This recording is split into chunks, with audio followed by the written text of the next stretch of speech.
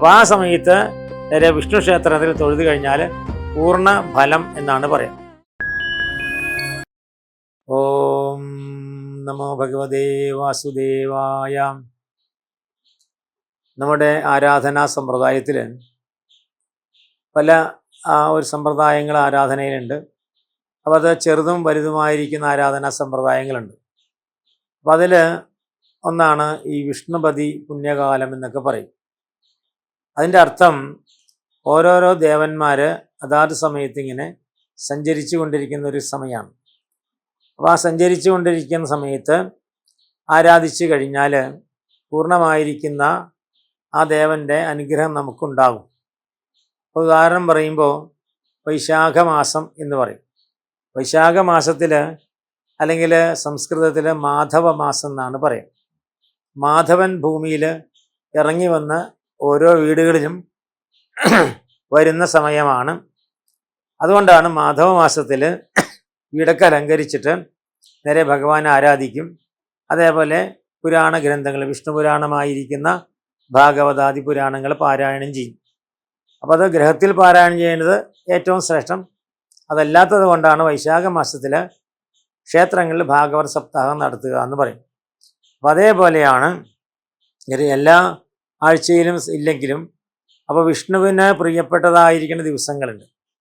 അപ്പോൾ ഞായറാഴ്ച ശിവനാണെങ്കിൽ, തിങ്കളാഴ്ച അത് നേരെ ദുർഗയ്ക്കാണെങ്കിൽ, ചൊവ്വാഴ്ച സുബ്രഹ്മണ്യനാണെങ്കിൽ, ബുധനാഴ്ച നേരെ കൃഷ്ണൻ അവതാര വിഷ്ണു എന്നാണ് പറയുക. കൃഷ്ണൻ എന്ന് മാത്രമല്ല, ബുധനാഴ്ച അവതാര വിഷ്ണു എന്ന് പറയും. വിഷ്ണുവിൻ്റെ എല്ലാ അവതാരങ്ങൾക്കും ബുധനാഴ്ച പ്രധാനമാണ്, നരസിംഹമായാലും പ്രധാനമാണ്. അപ്പോൾ വിഷ്ണുവിൻ്റെ അവതാര ദിവസമായിരിക്കുന്ന ബുധനാഴ്ച.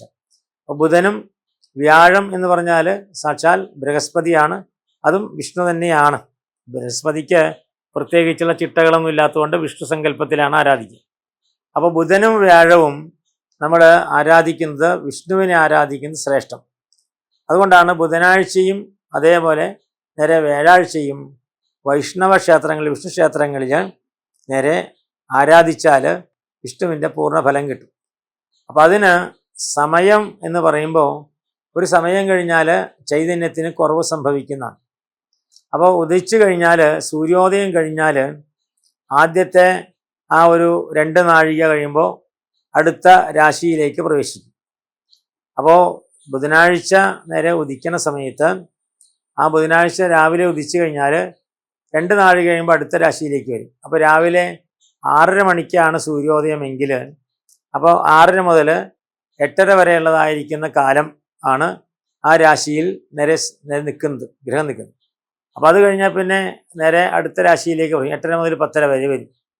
അപ്പോൾ അതിൽ ആദ്യത്തെ രാശിയിൽ നേരെ പൂർണ്ണമായിട്ട് കിട്ടിയില്ലെങ്കിൽ ചിലപ്പോൾ ആ മാസത്തിൻ്റെ അവസാനം വരുമ്പോൾ രാശി പകുതിയായിട്ടേ വരുള്ളൂ.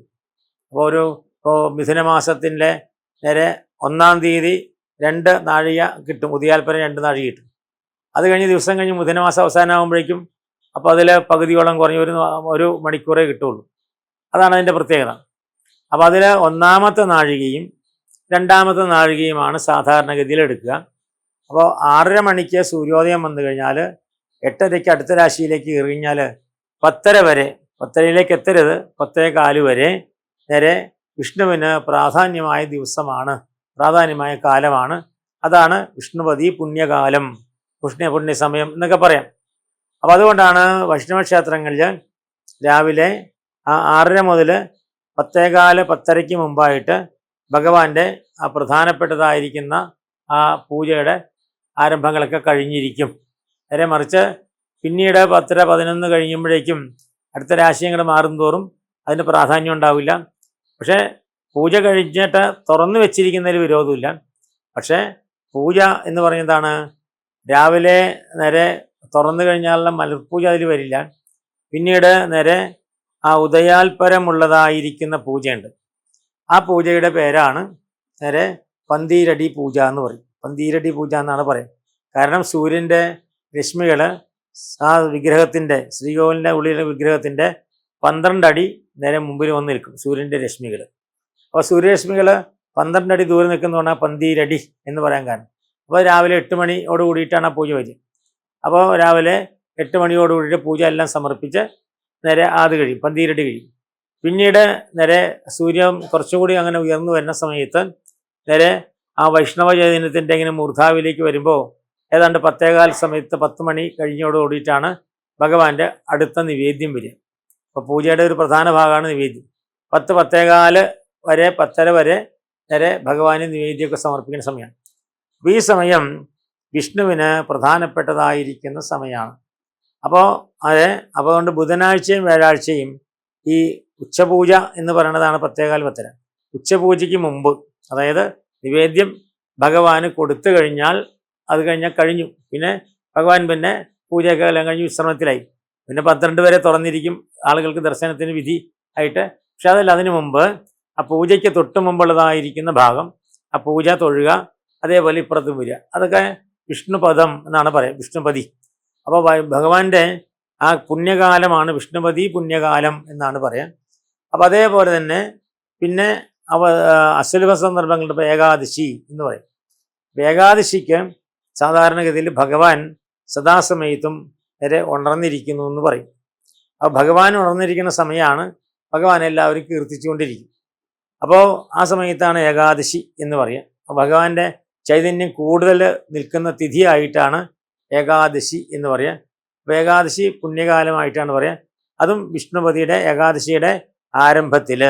അപ്പോൾ ഏകാദശി തുടങ്ങി നേരെ അതിൽ നാഴിക, അപ്പോൾ 60 നാഴിക ഉണ്ടെങ്കിൽ 30 നാഴിക വരെ വിഷ്ണുപതി പുണ്യകാലം എന്ന് പറയാനായിട്ട് സാധിക്കും. അപ്പോൾ ആ സമയത്ത് നേരെ വിഷ്ണു ക്ഷേത്രത്തിൽ തൊഴുതു കഴിഞ്ഞാൽ പൂർണ്ണ ഫലം എന്നാണ് പറയുക. അതേപോലെ ദ്വാദശിക്ക് പാരണ വീഴുന്ന സമയമുണ്ട്. അതായത് ഏകാദശി കഴിഞ്ഞ് ദ്വാദശിയും കൂടി ചേരുമ്പോൾ ഹരിവാസരം എന്നൊരു ഭാഗമുണ്ട്. ആ ഹരിവാസര ഭാഗത്താണ് നേരെ വിഷ്ണുവിൻ്റെ പ്രധാനം. അപ്പോൾ വിഷ്ണുപതി, ശ്രേഷ്ഠമായ വിഷ്ണുപതി പുണ്യകാലം എന്നാണ് അതിനെക്കുറിച്ച് പറയാം. അത് വിഷ്ണുപതി പുണ്യകാലം തന്നെയാണ്. അപ്പോൾ ആ ഹരിവാസരം എന്ന് പറയും. അപ്പോൾ അതായത് ഏകാദശിയുടെ അവസാനവും ദ്വാദശിയുടെ തുടക്കം കൂടി ചേരണ സമയം. അത് ഏതാണ്ട് കുറച്ച് സമയം മാത്രമേ വരുള്ളൂ. അപ്പോൾ ഏതാനും നാഴികകൾ മാത്രമേ ഉണ്ടാവുള്ളൂ. അപ്പോൾ കഷ്ടി ഉണ്ടാവും. അപ്പോൾ ഇതിൻ്റെ അവസാനത്തെ ഒരു നാഴികയും മറ്റതിൻ്റെ ഒരു നാഴികയും കൂടി ചേർന്ന് 2 നാഴികളും സമയമാണ് ഹരിവാസരം പറയും. അത് വിഷ്ണുവിന് ഏറ്റവും പ്രിയപ്പെട്ടതാണ്. അതും വിഷ്ണുപതി പുണ്യകാലമാണ്. അപ്പോൾ അങ്ങനെ നമ്മൾ പഞ്ചാംഗം നോക്കിക്കഴിഞ്ഞാൽ നേരെ ഈ വിഷ്ണുപതി പുണ്യകാലം എന്ന് പറയും. അപ്പോൾ ആ വിഷ്ണുപതി പുണ്യകാലം എന്ന് പറഞ്ഞാൽ വിഷ്ണുവിന് പ്രിയപ്പെട്ടതായിരിക്കുന്ന, വിഷ്ണു പ്രാധാന്യമുള്ള ആ കാലത്തെയാണ് വിഷ്ണുപതി പുണ്യകാലം എന്ന് നമ്മൾ സൂചിപ്പിക്കുന്നതായിരിക്കുന്ന കാര്യം. ഓം നമോ ഭഗവതേ വാസുദേവായ.